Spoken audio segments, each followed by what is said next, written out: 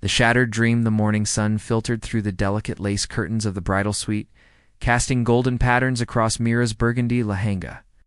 She stood before the ornate mirror, her reflection adorned in intricate gold jewelry that had been passed down through 3 generations of women in her family. At 26, she had waited longer than most girls in her conservative Rajasthani town to marry. And today was supposed to be the culmination of all her dreams.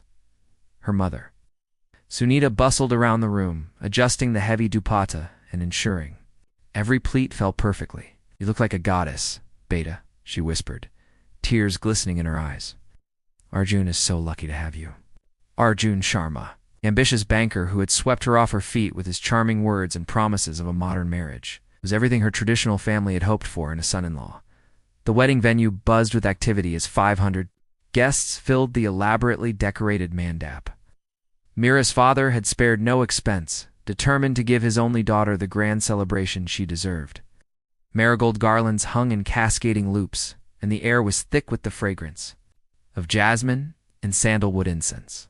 As the Chennai played its melodious tune, Mira made her way toward the sacred fire where her future husband waited. But something was wrong. She noticed it first in the whispered conversations that seemed too quiet as she passed, then in the poorly concealed smirks of some guests. Her steps slowed as she approached the mandap, where Arjun stood rigid, his face pale and his eyes avoiding hers. His mother, who had always been politely distant, now wore an expression of barely disguised disdain. The Pundit Ji began the ceremonies. But an uncomfortable tension had settled over the gathering like a heavy monsoon cloud, when the moment came for the 7 sacred vows, the pharaohs that would bind them for 7 lifetimes. Arjun suddenly stepped. Back from the fire, the crowd fell silent, and Mira's world began to crumble. "I'm sorry," he announced, his voice carrying across the stunned assembly, "but I cannot go through with this marriage. I thought I could overlook certain aspects, but I realize now that I would be doing both of us a disservice." His words were carefully chosen, but their meaning was crystal clear to everyone present. He was rejecting her because of her fuller figure. Her size 16 frame that had always made her self-conscious, but which she had hoped love would transcend. The humiliation was complete and public. Guests began murmuring loudly, some expressing shock while others nodded as if they had expected this outcome. Mira's father stood frozen, his face a mask of shame and rage, while her mother collapsed into her sister's arms, sobbing. The young bride stood alone beside the sacred fire, her dreams burning to ash faster than the ceremonial would, as she lifted her heavy lehenga and walked away from the mandap. Her head held high despite her breaking heart, Mira made a silent promise to herself. This was not how her story would end. It was merely the painful beginning of her transformation into the woman she was always meant to become. The quiet exodus the train compartment was suffocating despite the October breeze flowing through the open windows. Mira sat hunched in the corner seat, her red-rimmed eyes fixed on the passing landscape as the Rajdhani Express carried her away. From everything she had ever known, 3 days had passed since the wedding disaster. 3 days of hiding in her childhood bedroom while the entire town dissected her humiliation over chai and gossip. Her Aunt Priya sat beside her occasionally, offering water or a gentle pat on the shoulder, but mostly respecting the silence that had become Mira's only defense. "Mumbai will be different," Beta Priya whispered as they approached the sprawling metropolis. "Nobody knows your story there. Can be whoever you want to be." Priya had always been the unconventional one in their family, the woman who had chosen career over marriage and moved to the big city 30 years ago. She ran a small but successful textile business and had immediately offered Mira refuge when the scandal broke. Sometimes the universe forces us onto paths we never imagined, but those paths often lead to our greatest discoveries. To city life was brutal. Mira's small-town sensibilities clashed with Mumbai's relentless pace and indifferent crowds. She found herself overwhelmed by the local trains, the towering buildings, and the casual way strangers bumped into each other, without apology. The apartment Priya shared with her was cramped but cozy, filled with colorful fabrics and the constant hum of sewing machines operated by the women who worked from home. For the first month, Mira barely left her tiny bedroom, surviving on cups, Of tea and the simple meals Priya forced her to eat, depression settled over her like a heavy blanket. She would spend hours staring at her phone, seeing the wedding photos that people were still sharing on social media. Each post a fresh wound to her already battered self-esteem. Former friends sent sympathy messages that felt more like pity, and she eventually stopped responding altogether. Her parents called daily, their voices heavy with worry and unspoken disappointment. They spoke of the family's damaged reputation, of relatives who could barely look them in the eye, of the returned wedding gifts that served as constant reminders, of their collective shame. But gradually, as the monsoon season gave way to winter, something began to shift. Mira found solace in her aunt's small kitchen, where she started recreating the traditional recipes her grandmother had taught her. Cooking had always been her secret passion, the one thing that brought her genuine joy, even during her darkest moments. She experimented with healthier versions of classic dishes, substituting refined ingredients with wholesome alternatives, creating meals that nourished both body and soul. The women who worked for Priya became her first audience, eagerly sampling her innovations and offering enthusiastic feedback. One evening, as Mira prepared a feast of quinoa khichdi, roasted vegetable sabzi, and her signature date and nut ladoos, Priya made an observation that would change everything. "You know, Beta, I've been watching you cook for months now, and I see something I haven't seen since you arrived. You're happy. Your face lights up when you're in that kitchen. Maybe it's time to stop hiding your light under a bushel." That night, for the first time since the wedding, Mira allowed herself to dream again. Not of marriage or traditional expectations, but of a future she could create with her own hands, one delicious meal at a time. The rise from ashes, the small commercial kitchen in Bandra West, was nothing like the spacious culinary studios Mira had dreamed of, but it was hers. 6 months after that pivotal conversation with Aunt Priya, she had taken out a modest loan and rented the cramped space that barely fit to gas burners and a refrigerator. Nourish was born not from grand ambitions, but from a simple desire to feed people food that made them feel good about themselves. Her first client was Mrs. Kapoor from the neighboring building who needed healthy meals for her diabetic husband. Word spread slowly through the apartment complexes of Bandra. One satisfied customer at a time, Mira's approach was revolutionary in its simplicity. She refused to use the word diet in her marketing, instead focusing on wholesome comfort food. For real people, her menus featured reimagined versions of beloved Indian dishes, cauliflower biryani with fragrant whole spices, lentil koftas and rich tomato gravy, and desserts sweetened with dates and jaggery. Each meal came with a handwritten note sharing the story behind the recipe, often drawn from her grandmother's wisdom or her own experiments. Customers began requesting specific dishes and sharing their own family stories, creating an unexpected community around food and healing. The breakthrough came 8 months into her venture when a food blogger named Dev Malhotra ordered a week's worth of meals for a wellness retreat he was organizing. Dev was unlike anyone Mira had ever met, a soft-spoken man in his early 30s who wrote about food with the passion of a poet and the precision of a nutritionist. His review of Nourish went viral, not just for its praise of her culinary skills, but for his honest discussion about body positivity and the toxic diet culture that dominated Mumbai's food scene. "Mira's kitchen doesn't promise you a new body," he wrote. "It offers you a new relationship with food, one based on nourishment rather than punishment." Orders flooded in after Dev's review, and Mira found herself working 18-hour days to keep up with demand. Dev became more than just a customer. He became her unofficial marketing manager, photographer, and closest friend.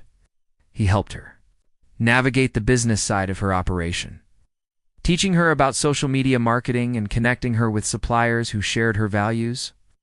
Unlike the men from her past who had focused solely on her appearance, Dev seemed genuinely interested in her thoughts, her dreams, and her innovative approach to traditional cooking. Their friendship blossomed over late-night planning sessions and shared meals, built on mutual respect and common purpose. Within 2 years, Nourish had evolved from a one-woman operation into Mumbai's most sought-after healthy catering service. Mira had hired a team of 6 women, many of them from similar backgrounds of personal struggle and reinvention. She opened a small cafe and car that featured communal tables and walls, lined with customer testimonials and before and after photos that celebrated health improvements rather than weight loss. The space became a sanctuary for people seeking not just good food, but acceptance and community. Corporate clients began requesting her services for office lunches and wellness programs, drawn by her reputation for creating inclusive environments where everyone felt valued. The girl who had once been rejected at the altar for not fitting conventional beauty standards had transformed into a successful entrepreneur who was reshaping how an entire city thought about food and self-worth. Mira's Instagram account, managed with Dev's help, featured diverse bodies enjoying wholesome meals alongside quotes about self-love and acceptance.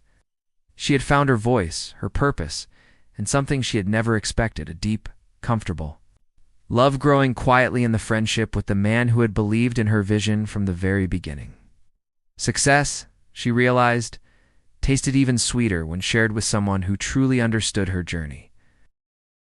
The triumphant return the invitation arrived on cream-colored paper with gold embossing, just like the ones that had once announced her own ill-fated wedding. Kavya, her favorite cousin, was getting married in their hometown of Jaipur, and despite 3 years of self-imposed exile, family obligations demanded Mira's presence. She stared at the elegant script, her stomach churning with memories of whispered conversations and pitying glances. Dev found her on the cafe's terrace that evening, the invitation still clutched in her trembling hands. "You don't have to go if you're not ready," he said gently. Settling beside her on the wooden bench they had installed for quiet moments, his presence had become her anchor over the past year, though neither had acknowledged the shift from friendship to something deeper. "But if you do decide to go, remember that you're not the same person who left that place. You're Mira Shah, the woman who built an empire from a broken heart." His words carried the weight of all the late nights they had spent building her business, all the moments when his quiet encouragement had pushed her through self-doubt. The decision to attend came suddenly, born from a conversation with one of her cafe regulars, an elderly woman named Kamala Auntie, who had survived her own share of social scandals. "Beta," she had said over her morning bowl of millet porridge, "running away once was survival. Running away twice would be surrender. You have something to show them now, not revenge, but evolution." The wisdom in those words resonated deeply, and Mira found herself booking train tickets not just for herself, but for Dev as well. Though she presented his attendance as business-related support, the journey back felt different this time. Mira traveled in an air-conditioned compartment, her designer Kurti purchased from her own expanding clothing line. She had recently partnered with sustainable fashion brands that celebrated diverse body types. Her phone buzzed constantly, with messages from her Mumbai team, customers praising their latest menu additions, and collaboration requests from wellness brands. She was no longer fleeing in shame, but returning as a successful businesswoman, whose story of transformation was inspiring thousands of women across the country. The wedding festivities were held at the same heritage hotel where her own disaster had unfolded, a detail that Kavya had apologetically mentioned, but which Mira insisted didn't matter. As she entered the ornate lobby, heads turned, but this time with admiration rather than mockery. Her confidence was evident in every step, her success radiating from her genuine smile and the way she carried herself. Family members who had avoided her calls for years suddenly appeared with warm embraces and eager questions about her business ventures. The confrontation with Arjun was inevitable, though it unfolded nothing like the dramatic scene she had sometimes imagined. He appeared at the pre-wedding Sangeet ceremony, working as part of the event management team that her cousin had unknowingly hired. The successful banker had lost his job during the economic downturn. His marriage had crumbled within 2 years, and he now struggled to make ends meet in the very social circles that had once celebrated his rejection of her. When he approached her during a quiet moment, his eyes held none of their former arrogance. "Mira, I heard about your success. I wanted to congratulate you," he stammered, his designer clothes from years past, now ill-fitting and faded. Achi? Studied his face, searching for any trace of the anger or hurt she had carried for so long, and found instead a profound sense of indifference. "Thank you, Arjun," she replied simply, her voice steady and kind. I hope you find happiness. As she walked away to rejoin Dev, who was charming her elderly relatives with stories about sustainable cooking, she realized that forgiveness didn't require his repentance. It required only her own peace. The girl who had once been broken by his rejection had become a woman who could wish him well without bitterness. And that transformation was worth more than any revenge could ever be. The true beginning of the proposal came 6 months after their return from Jaipur. Not with fanfare or grand gestures, but in the quiet intimacy of their shared cafe after closing time. Dev had been helping Mira plan the menu for their upcoming cookbook when he suddenly set down his pen and looked at her with an intensity that made her heart skip. "Mira," he said softly, "I've loved you since the day I first tasted your cooking. But more than that, I've loved watching you become the woman you were always meant to be. Will you marry me?" The wedding was everything her first attempt had not been: intimate, joyful, and authentic. Held in the cafe's garden under strings of fairy lights. With only 50 guests who had been part of their journey, it celebrated love in its truest form. Mira wore a simple ivory lehenga she had designed herself, comfortable and beautiful, while Dev looked dashing in a classic sherwani.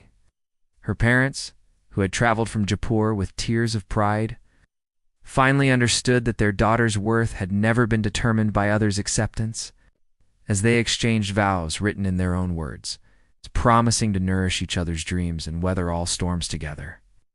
Mira felt the final pieces of her broken heart click into place. The sacred fire that had once witnessed her humiliation now blessed a union built on genuine love, mutual respect, and shared purpose. When Dev placed the Mangal Sutra around her neck, she whispered, "Thank you for seeing me when I couldn't see myself."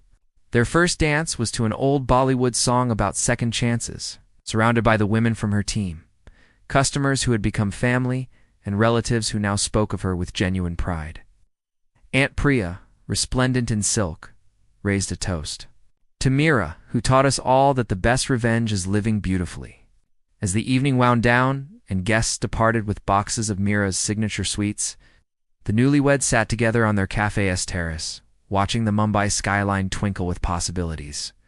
Dev took her hand, noting the simple gold band that now accompanied her business success. "Oh, Mrs. Malhotra, what's next for our empire?" Mira smiled, thinking of the cookbook deal, the new restaurant locations, and the workshops she planned to conduct for young women facing their own struggles. "Everything," she whispered, leaning into the warmth of the man who had loved her, not despite her journey, but because of it. The girl who had once been shattered at the altar had become a woman who understood that true love, for others and for oneself, was the most nourishing ingredient of all.